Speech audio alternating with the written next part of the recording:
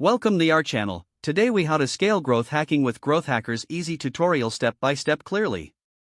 To scale growth hacking with GrowthHackers, start by creating your GrowthHackers account. Visit the GrowthHackers website and click on the sign up button. Fill in your details and confirm your email address to activate your account. Once logged in, explore the community by navigating to the Community tab. Engage with fellow growth hackers by participating in discussions and sharing insights. Next, familiarize yourself with the project's feature. Create a new project by clicking on the New Project button. Enter a clear title and description for your project that outlines its objectives.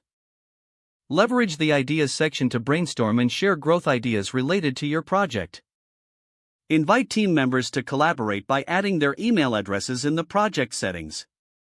Use the Experiments feature to document and test various growth strategies. Set clear hypotheses for each experiment to measure success accurately. Monitor your experiments regularly to analyze data and insights. Utilize the Case Studies section for inspiration from successful growth initiatives.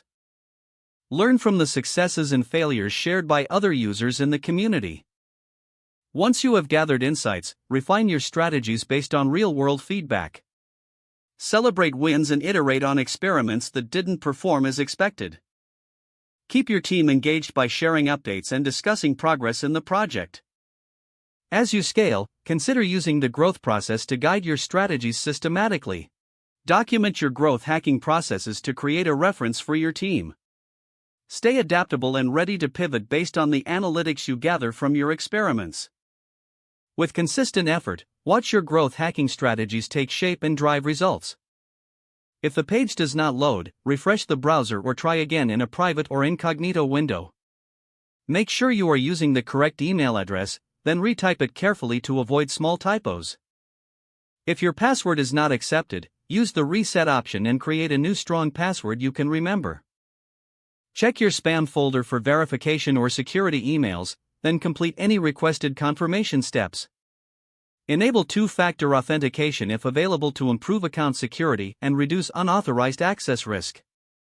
After signing in, review your profile details so your contact information and settings are accurate and current. Don't forget to like this video and subscribe to our channel for more step-by-step tech guides.